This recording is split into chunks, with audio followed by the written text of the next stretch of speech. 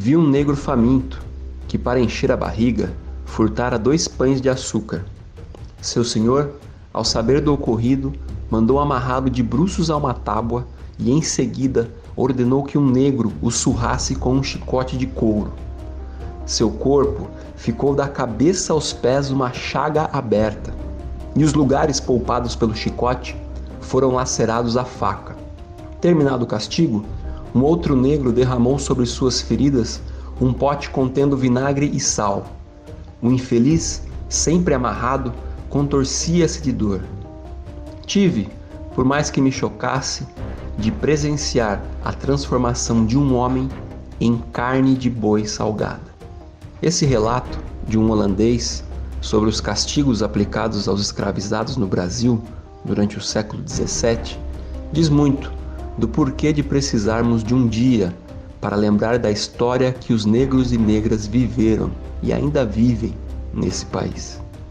Hoje vamos falar sobre o Dia da Consciência Negra.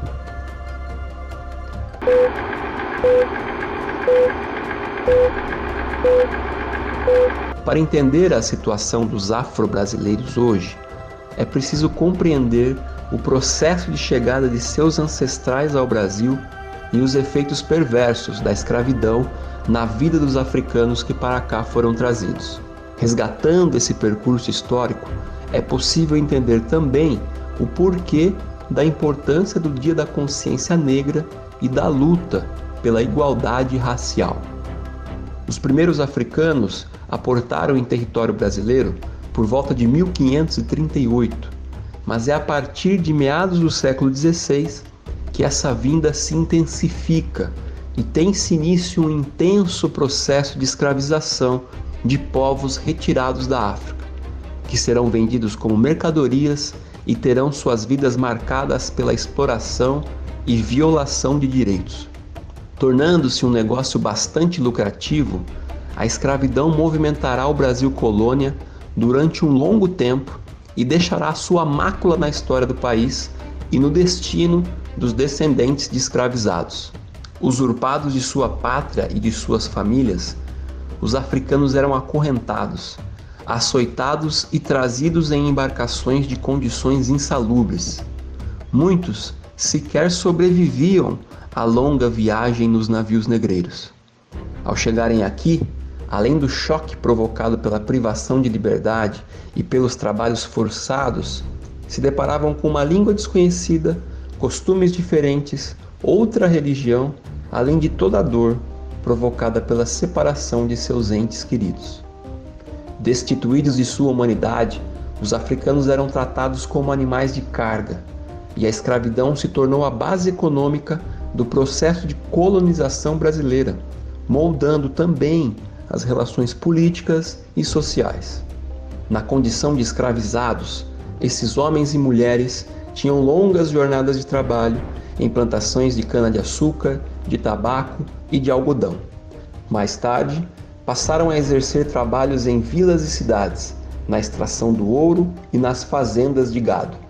Tendo o tráfico negreiro como uma de suas molas propulsoras, a vinda de escravizados para o Brasil se intensificou entre os anos de 1701 e 1810, momento em que aportaram aqui cerca de 1.891.400 africanos, e o comércio de escravos se tornou um negócio extremamente lucrativo.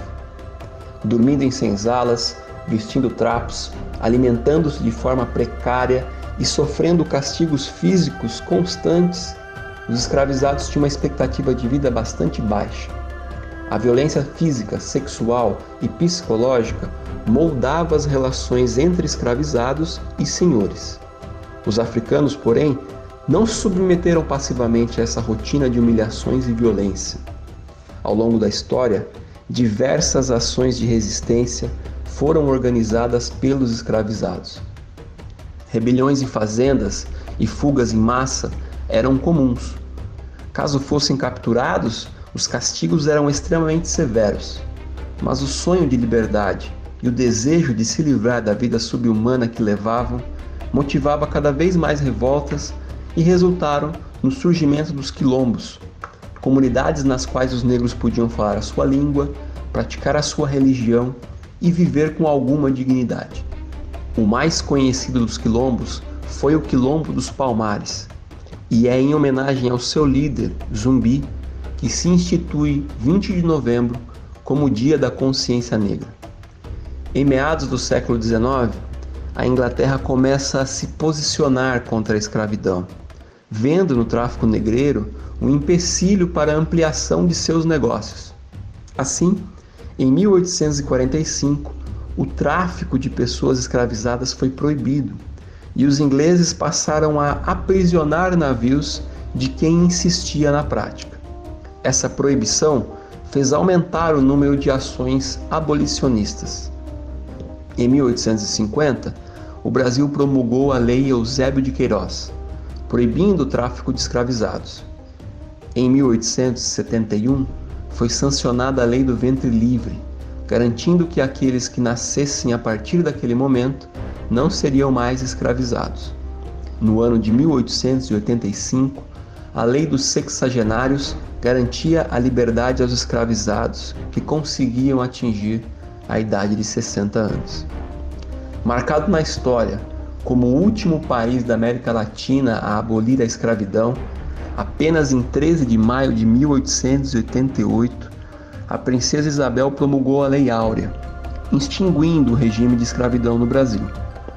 É importante lembrar que esse processo só aconteceu por causa de uma intensa pressão política, muita luta social, campanhas abolicionistas e a participação ativa de escravizados e ex-escravizados.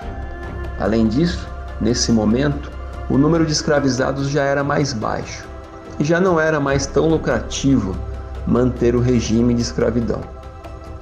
A liberdade garantida juridicamente, entretanto, não garantiu aos negros a condição de cidadãos. Sem acesso à educação, à moradia, à saúde, à qualificação profissional, esses homens e mulheres se viram completamente abandonados pelo Estado e sem qualquer condição de reconstruir as suas vidas.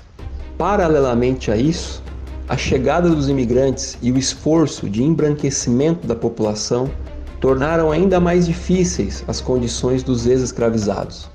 Assim, essa parcela da população vai se tornando cada vez mais marginalizada, abandonada à própria sorte e tendo que lidar com o preconceito racial que segue tão forte quanto na época da escravidão.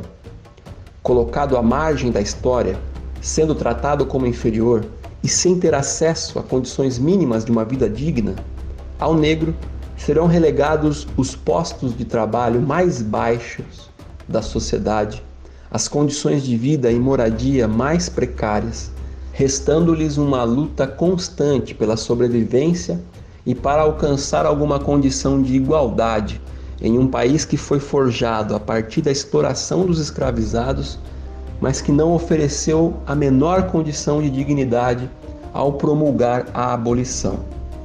A luta para mudar essa situação, no entanto, permaneceu constante.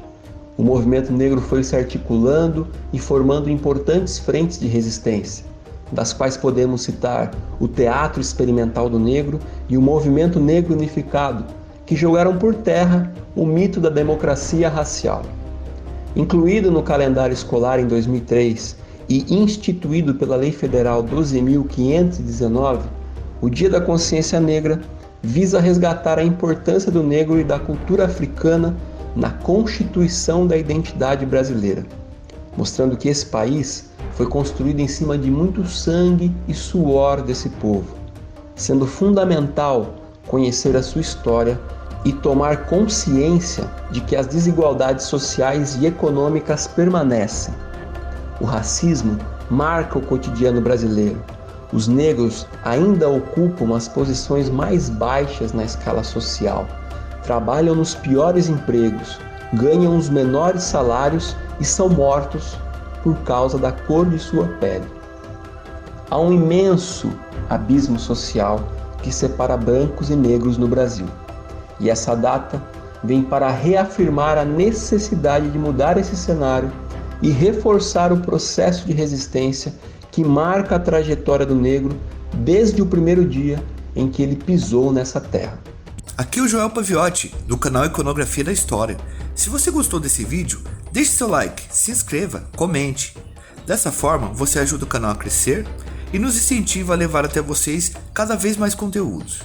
Caso queira conhecer mais do nosso trabalho, nos siga nas redes sociais e acesse o nosso site www.iconografiadahistoria.com.br. Até a próxima!